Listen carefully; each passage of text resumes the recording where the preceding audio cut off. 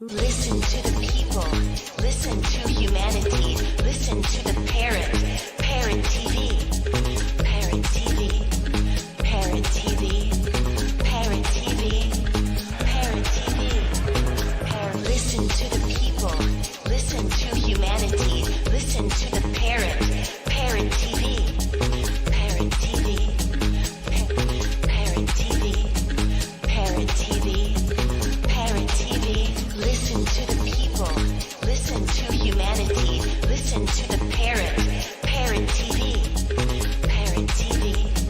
Parrot TV. Parrot TV. Parrot TV. Hi, welcome to World Inkers Network. I am Dustin Pickering, your noble and honest host. Glad to have you on the show today, listening in, and thanks to our viewers. And if you have not subscribed to our channel, please do so. Today's guest is Professor Nandini Sahu, Amazon's best-selling author, professor of English and former director, School of Foreign Languages, IGNOU, New Delhi, India. She's an established Indian English poet, creative writer, and folklorist. The author-editor of 20 books, Sahu is recipient of the Literary Award / Gold Medal from the Honorable Vice President of India for her contribution to English studies. She is also the recipient of the prestigious Michael Madhusudan Academy Award 2024. Her areas of research interests cover Hindu studies, new literatures, critical theory, folklore and culture studies, children's literature, American literature, and Indian knowledge systems. Thank you for being on the show, Professor Nandini. It's welcome to the show, and we're talking about your book today, Hindu Studies. So I'm glad to have you. Welcome. Namaskar from India. Thank you. You as well. So give me just a second here. I'm having a little trouble with my phone.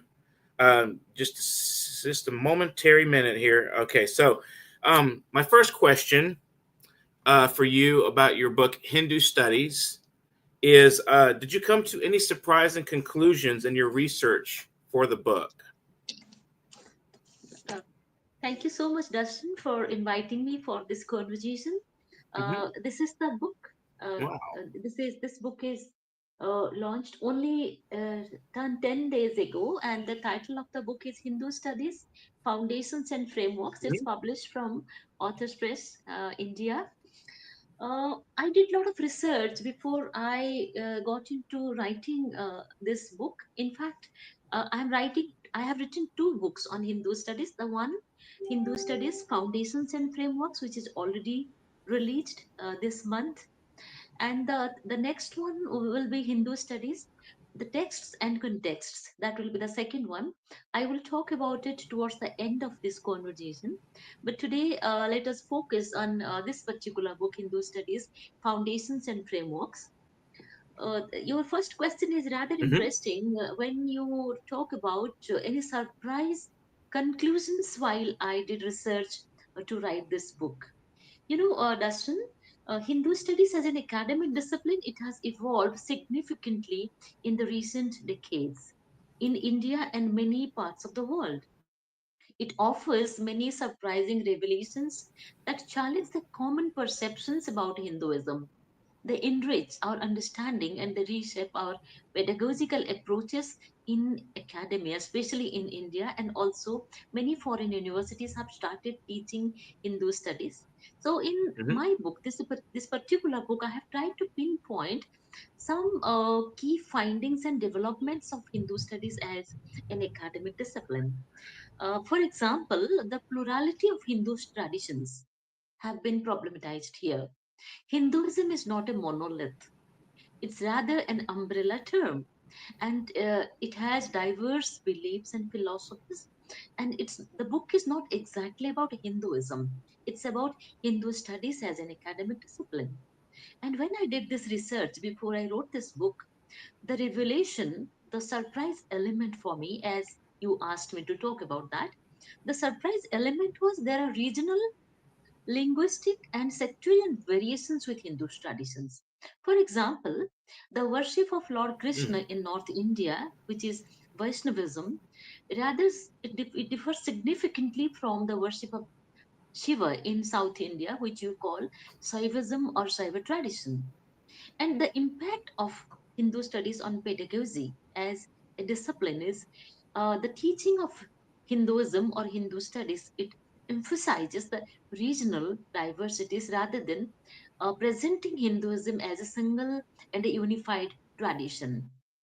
And the texts, I would give examples from texts. The texts which are considered as the core texts, I put it within quote, the mhm, core texts like the Vedas, the Upanishads, they represent only a fraction of the lived experiences of Hinduism. The local texts, the oral traditions, I'm a folklorist, as you rightly pointed out. So the mhm, local texts, the oral traditions, the vernacular epics like Ramcharitmanas and Periyar, and so many Ramayans and Mahabharats, the folk Ramayans and Mahabharats from all parts of the world, they have significantly impacted Hindu studies as an academic discipline.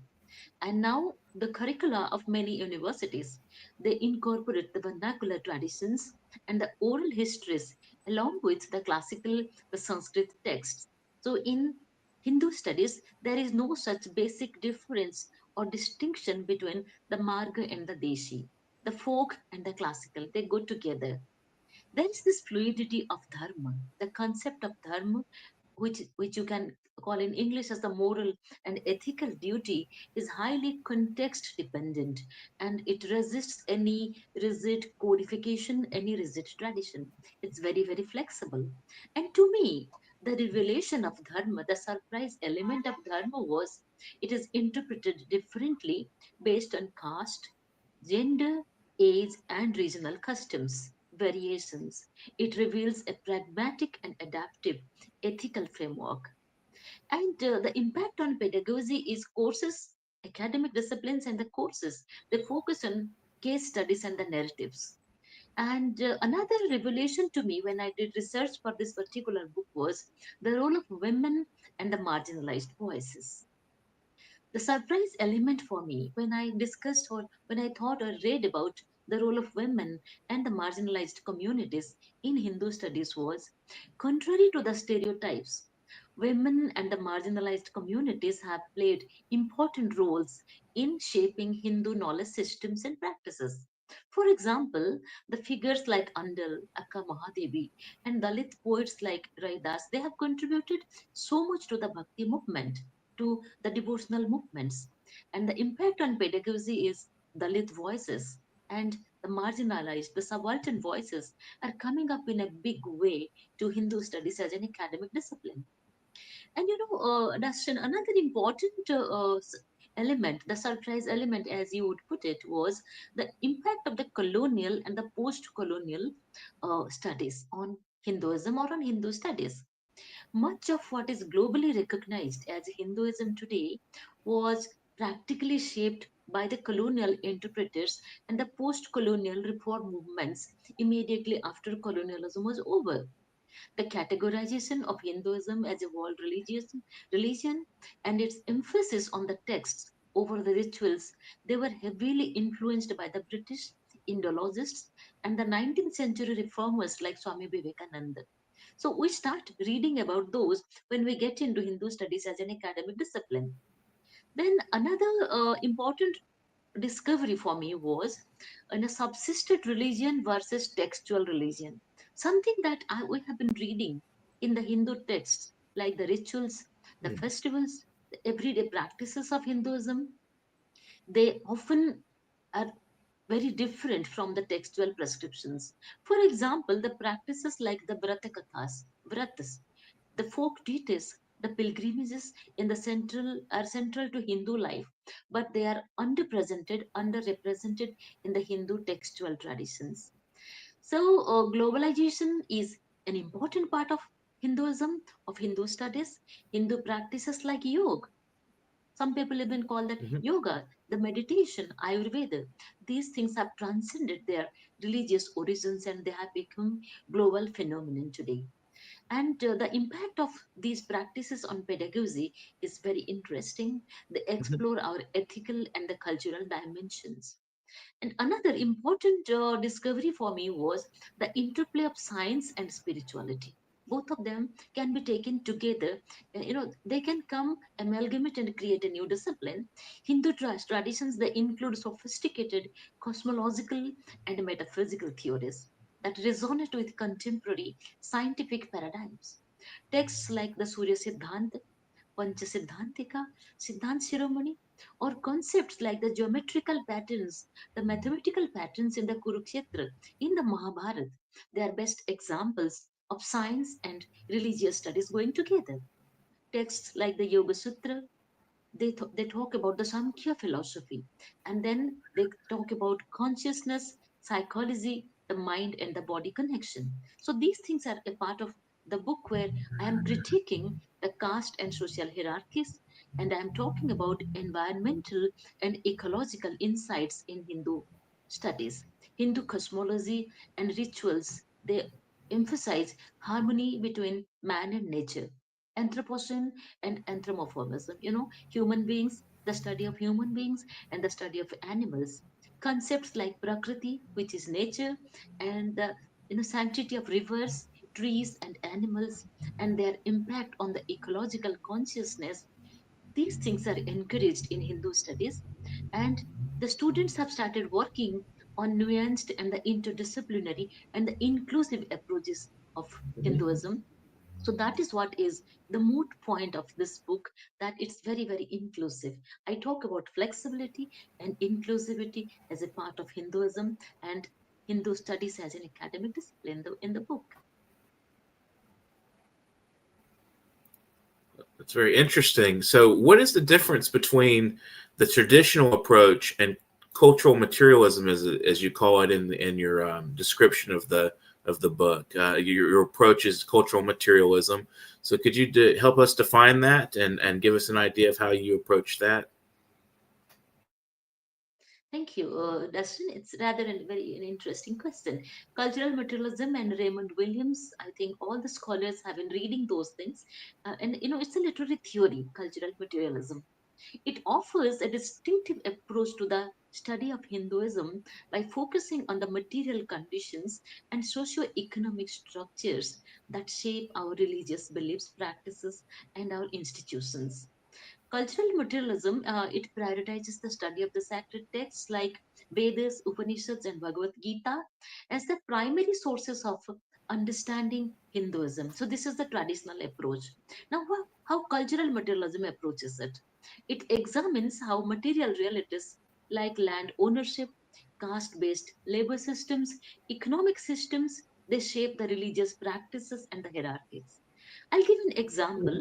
Temple economies in South India, they reflect the relationship between religion, wealth, and power. Religion, temples are the centers of power and wealth. And the power dynamics and class analysis, in that case, the traditional approach is Hinduism is a timeless and harmonious system. It focuses on philosophical and spiritual dimensions. Now, cultural materialism highlights power struggles and the caste conflicts within Hindu practices. For example, it interrogates how the caste system serves as a socio-economic hierarchy, and then in the religious doctrines, how caste system is presented. The traditional approach is it's like Manusmriti and the Dharma Shastras and all those things have been discussed. And the cultural materialism, as a literary theory, it investigates the practical experiences of the practitioners. It doesn't talk exactly about the theory. It talks about the practitioners. It reveals the gaps between textual identities and our daily practices. And I will give you an example here. The so-called lower caste communities, they adapt or resist religious rituals imposed by the so-called upper castes. And the theories like palace paradigm, Sanskritization, they critically engage with the re-examination of these concepts in Hinduism. And the traditional approach is that the religion as a sacred and autonomous domain separates politics, economics from religion. But cultural materialism, on the other hand, it views religion as an ideology that legitimates the existing socio-economic structures. I'll give you an example here. The concept of karma and dharma, they are analyzed as tools for maintaining social order and justifying equality. And the traditional approach, it talks about Vedanta and yoga, the, linking them as socio-economic contexts. But cultural materialism, it examines how the infrastructure, tangible and intangible cultural heritages like constructions, like pilgrimage routes or agricultural systems, things that are connected to our daily life, they intersect with religious practices. And a traditional approach centers dominant narratives like perspectives of the so-called higher caste traditions and the classical Sanskrit texts only. But cultural materialism amplifies the voices of the marginalized groups like the Dalits, women, the tribal communities, the folks, and their interpretations of Hinduism. It examines the resistance movements like Bhakti saints, Kabir, and so many other Bhakti writers. And coming to economic dimensions and rituals between traditional approach and the cultural materialist approach, the traditional approach explains rituals in symbolic and spiritual terms. But cultural materialism investigates the economic underpinnings of rituals, like the commodification of offerings or the role of temples as economic centers. Major festivals are analyzed as opportunities for the so-called lower castes to consolidation and the redistribution of wealth. Mhm. And when you come to the dynamic and the historical perspectives, traditional approach treats Hinduism as eternal, rooted in timeless principles. But cultural materialism emphasizes the historical changes in Hinduism with time. It shows how Hinduism evolves as a response to the shifts in the material conditions like colonialism, industrialization, globalization. A lot of things come under cultural materialism. So, by shifting the focus from the idealized notions of spirituality to the socio-economic realities of a society that sustain culturalism and that that cultural nuances, cultural materialism provides a critical and transformative lens for the interpretation of Hindu studies, and that is what I'm trying to do in this book. I talk about Hindu studies from the point of view of a cultural materialist, a theorist. So, what are some of your key theses in the book, and how did you develop them? While I take the pleasure of sharing my experiences and my research on Hindu studies with my readers who have been so persistent with me, I would like to emphasize here that this book talks about Hindu studies as an academic discipline, exploring religious, philosophical, cultural, and social aspects of Hinduism. And I do textual analysis, then the historical approach, ethnographic research, and philosophical inquiry while I write this book. I examine Hindu metaphysics, epistemology, and ethics. I have an interdisciplinary approach by integrating the insights from anthropology, sociology, literature, history, and cultural studies while I wrote this book. There are 10 chapters in this book. The first chapter is Introduction to Hindu Studies, where I talk about what does it mean to be a Hindu.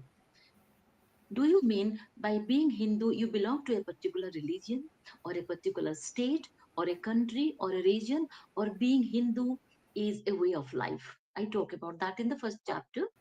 And the second chapter emphasizes on the Hindu texts and context, which will be the second book in this series. In that, I will take lots of texts and interpret them from various literary theoretical points of view. The third chapter in this book is Hindu philosophical schools, and the fourth chapter is rituals, practices, and devotional traditions. And the fifth chapter is Hindu social and ethical knowledge systems. And the sixth chapter is Hindu art, architecture, and iconography. And the seventh chapter is modernity and Hinduism. And the eighth chapter is Hinduism in the global context. The ninth chapter is class, caste, and gender, the critical perspectives and the discourses. And the last chapter is Navigating New Frontiers, Critical Reflections, and the Emerging Paradigms. So these are the 10 chapters where I have given only an introduction to Hindu studies, and I think I'm going to do a lot of research, and each chapter can be converted to an extensive research, and a lot of examples, case studies can be included, incorporated, and I think I'm going to do further research on these chapters. Wonderful. So, do you find the sacred text of Hinduism poetic, and how does that influence your own writing? Oh, yes, it's beautiful. You know, Hinduism's sacred texts are most profoundly poetic, very, very lyrical. You know, you can sing those texts, and their literary aesthetic beauty is one of the reasons that they have inspired devotion, reflection, and philosophical inquiry for decades. I will talk about the linguistic elegance of Hindu texts first. Many Hindu texts, such as the Rig Veda, Bhagavad Gita, and Ramayana, they are composed in metrical patterns and styles that elevate their content to an art form, more like poetry. Sanskrit, the language of many of these texts, has an inherent musicality and precision which enhances the poetic resonance of the text. For example, the Gayatri Mantra, you might be knowing the Gayatri Mantra. You are a researcher and you are an expert of the Vedic studies. I know that, and you are so inspiring a person. You have been doing a lot of research on Vedic studies. So, the Gayatri Mantra from the Rig Veda is a poetic invocation to the divine light. It blends rhyme, rhythm, meaning, and sound. Chanting and singing, as well as instrumental music, are a part of the Hindu practices, as you already know. And the interpretations of these texts through music and poetry, they lead to a very interesting discipline, ethnomusicology. Now, the imagery and the symbolism used in the Hindu text, they are rich with an evocative sound system using metaphors and symbols to express the complex ideas. For example, in the Bhagavad Gita, Lord Krishna describes the self as an eternal flame, untouched by the weapons, wind, or water, creating an interesting picture of spiritual beauty. And the layered meanings of these texts is also very, very interesting. The poetic structure of the Hindu texts, it carries multiple layers of meaning, inviting diverse interpretations. For example, the Upanishads, they use paradox like thou art, that art thou, tattvam asi. And these things, they capture the overwhelming nature of the ultimate reality. Hindu texts talk about emotion and devotion. Devotional texts like the Bhakti poetry of saints like Mirabai, Kabir, Andal, they express deep emotional intensity, blending personal love for the divine with the universal truths. Mirabai's songs use simple and powerful language to convey her devotion to Lord Krishna. That's what I am talking in one of the chapters. Mhm. Epics and poetry go together in texts like Mahabharata and Ramayana. They're composed in verse forms. They weave poetic descriptions into the narratives. Valmiki's Ramayana opens with a stanza that emerged spontaneously. Poetic lines, they emerge spontaneously from the grief by seeing a bird killed, demonstrating poetry as an expression of human emotion and divine inspiration. And Hindu texts, they take nature as the muse. They draw on the beauty of nature to express the attributes and the cosmic principles. For example, the Rig Veda praises the early morning as a goddess, portrays her as a maiden who reveals the world in her light. And then from Odia Kavya Tapaswini by poet Gangadhar Meher. I come from Odisha. So poet Gangadhar Meher, a very beautiful song, Mangale Oila Usha, Pikacha Rajiva Drisha. So that's such a beautiful song where he narrates goddess Sita or Mata Sita. She is sitting near the river, and then the morning, the early morning, it's inviting Sita. So a lot of music and poetry there. There is music, musicality and oral tradition in our Hindu texts. The oral recitations are there. And then there is timeless universality in these texts. The poetic nature of these texts transcends cultural and historical boundaries. Even if you don't understand the language, the music, the poetry will attract you. And that's how Hindu texts allow the readers to resonate with the listeners and the readers worldwide. In essence, the sacred texts of Hinduism are not only vehicles of spiritual and philosophical ideas, but they are also the masterpieces of poetic expression. Their beauty lies in how they blend profound philosophical thoughts with artistic forms, engaging both intellectually, academically, and artistically. So, this is what I'm talking about. A couple of chapters in this book, they talk about music and poetry in Hindu literary texts. Wow, that's a lot. That's beautiful. Yeah, I find the language is extraordinary, powerful in the Hindu text. So, what do you think a novice can gather from reading your book? Thank you. Many people ask me this question that you are a person from English literature. You have been teaching, in English department since 2 decades, and now you are doing a critical work on Hindu studies. So, a student of English literature, for example, somebody who has been trained in American literature, British literature, and those kind of Australian studies and all of that, what will they gather as a novice, as a new person who is getting introduced to Hindu studies? What will they gather from your text? This is a very, very common question, and thank you for asking this to me. Dustin, new researchers venturing into Hindu studies, they should approach the discipline of Hindu studies with a blend of intellectual rigor, cultural sensitivity, and openness to the complexity and diversity in Hindu traditions. They should be open. The mind should be open. They should not think that I'm going to study about Hinduism as a religion. No, they're not doing it. They are getting into Hindu studies from an interdisciplinary and multidisciplinary point of view, from a multidisciplinary lens. Now, I have been talking about it all the time that intradisciplinary is working within a discipline, and interdisciplinary is looking at one discipline from the perspective of another, and transdisciplinary is exchanging ideas between two disciplines. And when it is multidisciplinary, it's like creating a new discipline, creating a discipline of your own. So, Hindu studies is multidisciplinary. When you read anthropology, history, linguistics, literature, and so many varieties of disciplines together vis-a-vis Hindu literary texts, and then you are compelled to create your own multidisciplinary approach.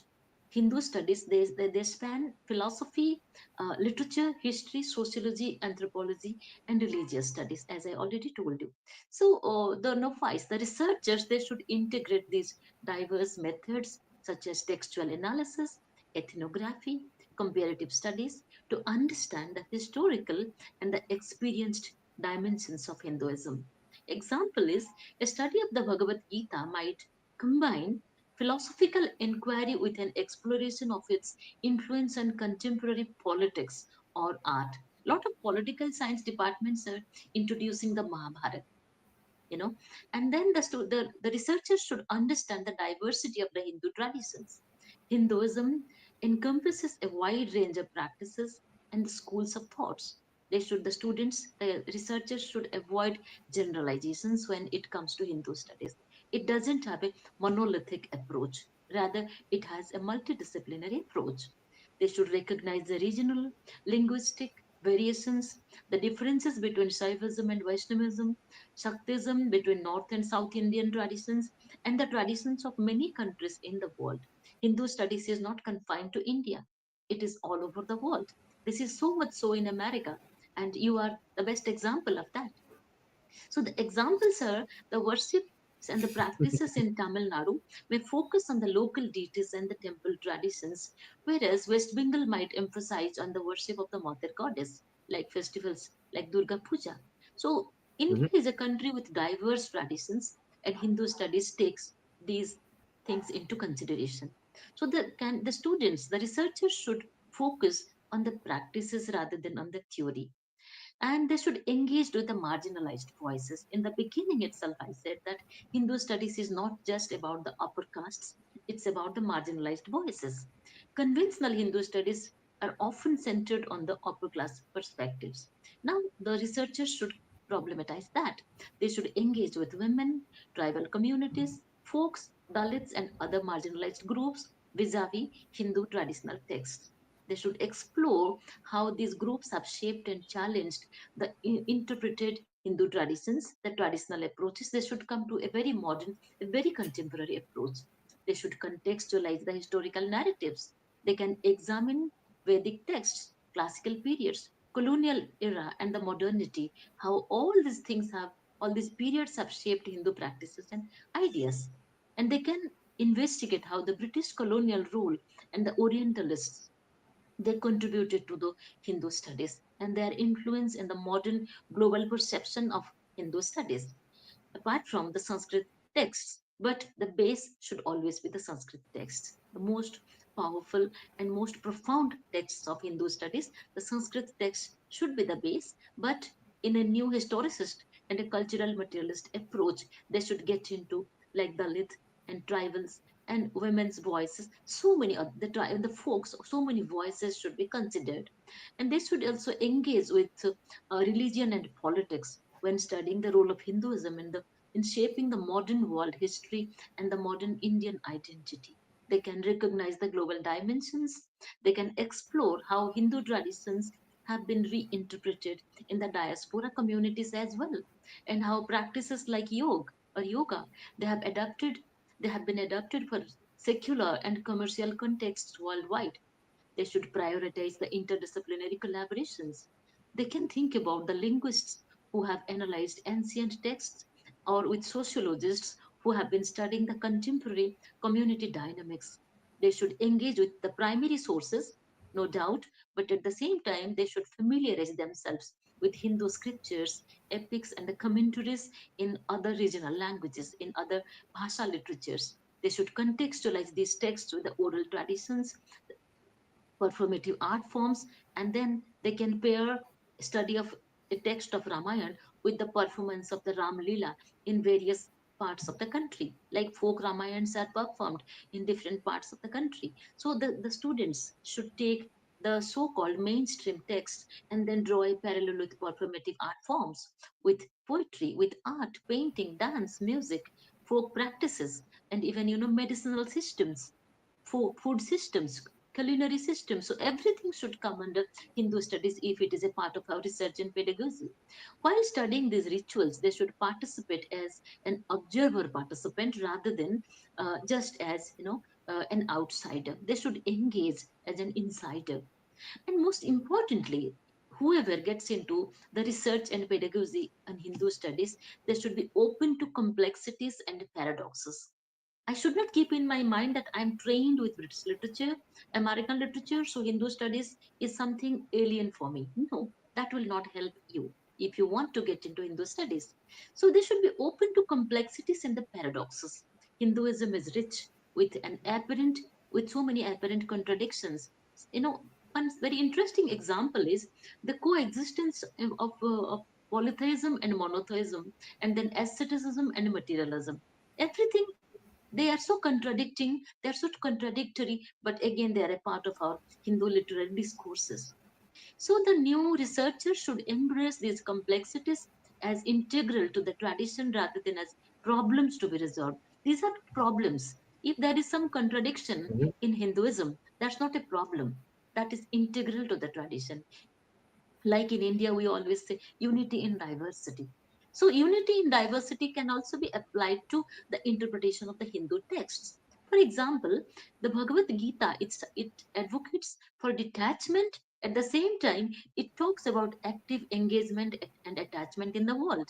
So, isn't it so interesting? So, while reflecting these nuanced ethical reasonings, we should be open minded and then we have to be updated and engaged. The new researchers should keep abreast of the current debates, developments, and challenges in Hindu studies. They should include the intersections of contemporary issues like environmentalism, gender rights, digital technology, digital humanities, and post truth. I emphasize Hindu literary texts and pedagogy. can be popularized through digital humanities and post-truth. So we should be open to those things. For example, the new researchers should study how online platforms and social media shape modern Hindu identities and discourses. That is how the diaspora communities can also be included as a part of our Hindu literary discourses. So, by combining intellectual curiosity, ethical research, practices, and cultural empathy, I said empathy, so engagement in an empathetic manner, the new researchers can contribute meaningfully to Hindu studies, enriching both the field and their understanding of one of the world's most complex and dynamic traditions, Hinduism.